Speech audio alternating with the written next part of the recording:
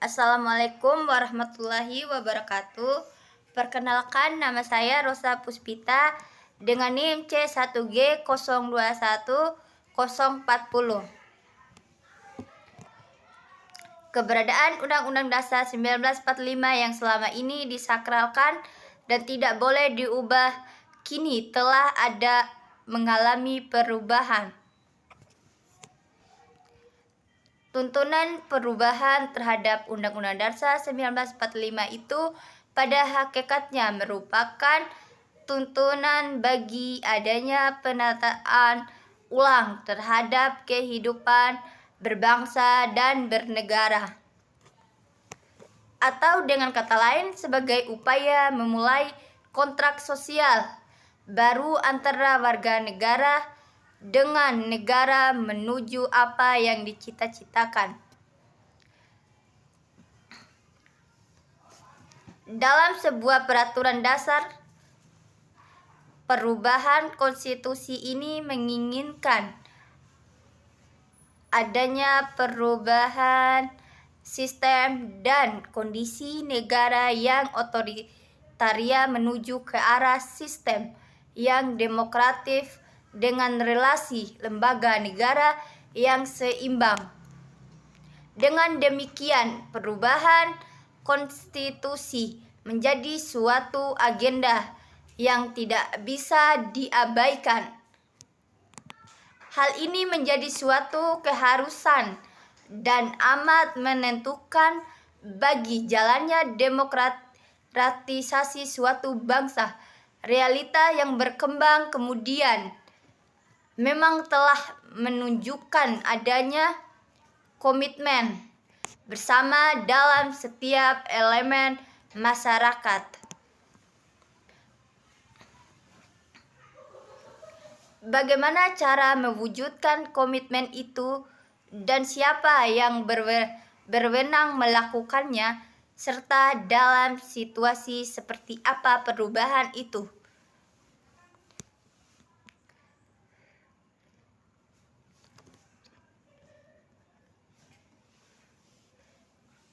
Dari proses perubahan konstitusi itu, karena dari sini akan dapat terlihat apakah hasil dicapai telah merepresentasikan kehendak warga masyarakat dan apakah telah menentukan bagi pembentukan wajah Indonesia ke depan. Wajah Indonesia yang demokratis dan pluralistis sesuai dengan nilai keadilan sosial, kesejahteraan rakyat dan kemanusiaan. Dengan melihat kembali dari hasil-hasil perubahan itu, kita akan dapat dinilai apakah rumusan perubahan yang dihasilkan memang dapat dikatakan lebih baik dan sempurna. Dalam artian, sampai sejauh mana rumusan perubahan itu telah mencerminkan kehendak bersama. Perubahan yang menjadi kerangka dasar dan sangat berarti bagi perubahan selanjutnya. Sebab dapat dikatakan konstitusi menjadi monumen sukses atas keberhasilan sebuah perubahan.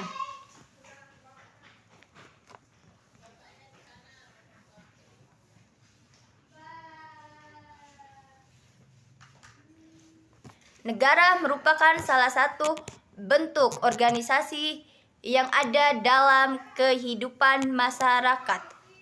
Pada prinsipnya, setiap warga masyarakat menjadi anggota dari suatu negara dan harus tunduk pada kekuasaan negara melalui kehidupan bernegara dengan pemerintah yang ada di dalamnya.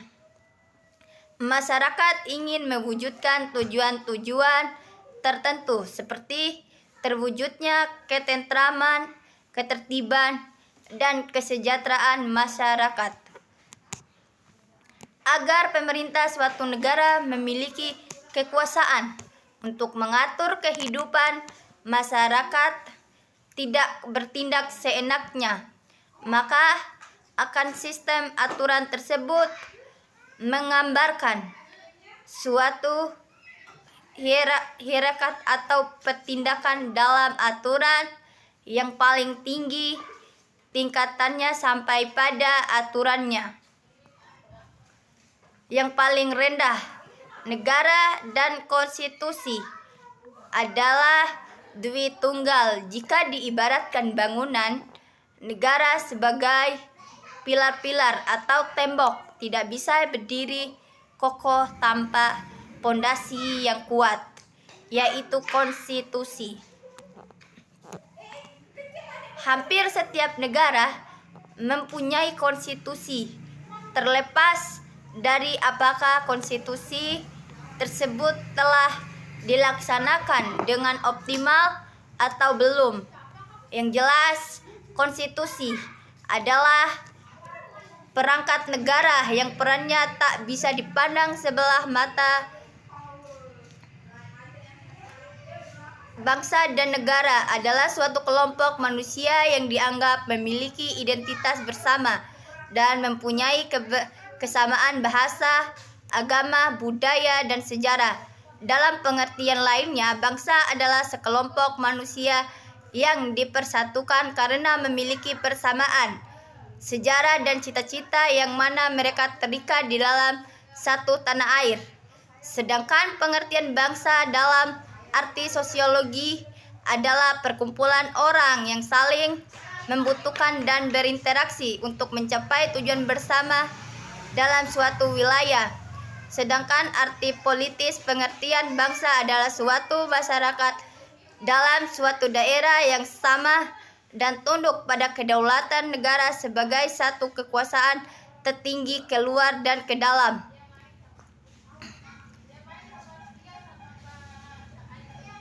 Dasar negara yang digunakan di Indonesia adalah Pancasila.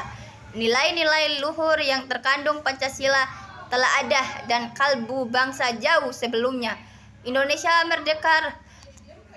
Unsur-unsur konstitusi.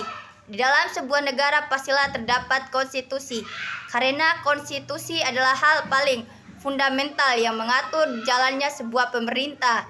Selain itu, konstitusi juga mengatur tugas atau pembagian wewenang kekuasaan di antara legislatif, eksekutif, dan yudikatif.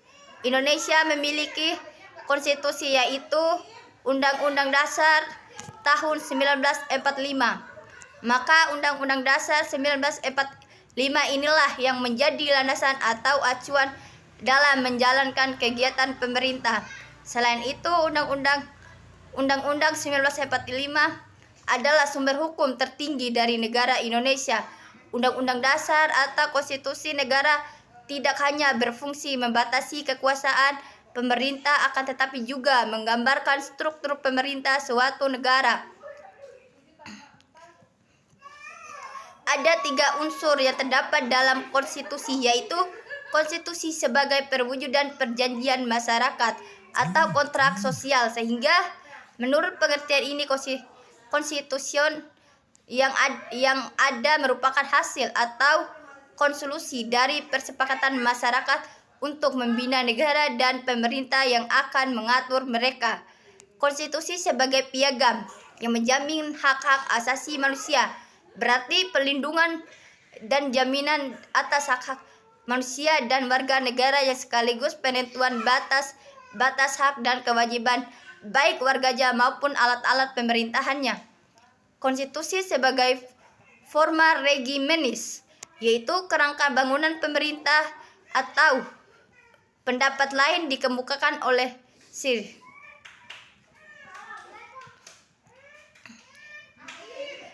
Konstitusi dapat dikelompokkan menjadi 3, yaitu pengaturan tentang perlindungan hak asasi manusia dan warga negara, pengaturan tentang susunan ketatanegaraan suatu negara yang mendasar, pembatasan dan pembagian tugas-tugas ketatanegaraan yang juga mendasar.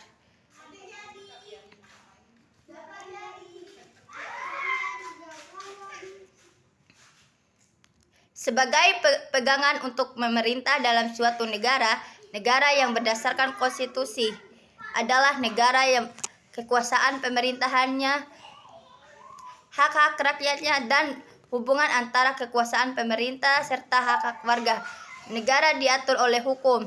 Substansi konstitusi suatu negara secara umum meliputi 1. Bentuk negara, 2. Bentuk pemerintah, 3. Alat kelengkapan negara, 4. Tugas alat kelengkapan negara, 5. Hubungan tata kerja alat perlengkapan negara. Suatu konstitusi dapat bersifat kaku atau bisa juga supel, tergantung pada apakah prosedur untuk mengubah konstitusi itu sudah sama dengan prosedur membuat undang-undang di negara yang bersangkutan atau belum. Dengan demikian, sifat dari konstitusi dapat dibedakan menjadi 2, yaitu konstitusi yang bersifat kaku hanya dapat diubah melalui prosedur yang berbeda. Dengan prosedur membuat undang-undang pada negara yang bersangkutan, konstitusi yang bersifat supel. Sifat supel di sini diartikan bahwa konstitusi dapat diubah melalui prosedur yang sama dengan prosedur membuat undang-undang pada negara yang bersangkutan. Konstitusi dapat dibedakan dalam 2 macam, yaitu konstitusi tertulis, yaitu suatu naskah yang menjabarkan atau menjelaskan kerangka dan tugas-tugas pokok dari badan-badan pemerintah, serta menentukan cara kerja dari badan-badan pemerintah tersebut. Konstitusi tertulis ini dikenal sebagai sebutan Undang-Undang Dasar.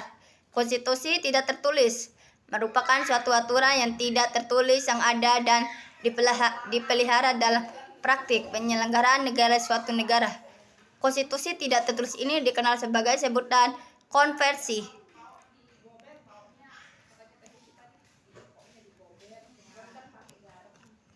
Adapun pasal-pasal Undang-Undang 1945 merupakan isi konstitusi Undang-Undang 1945.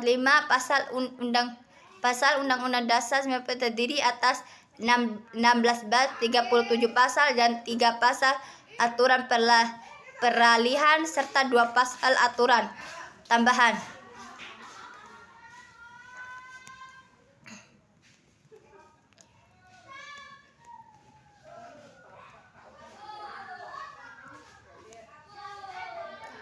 Kesimpulan dan saran.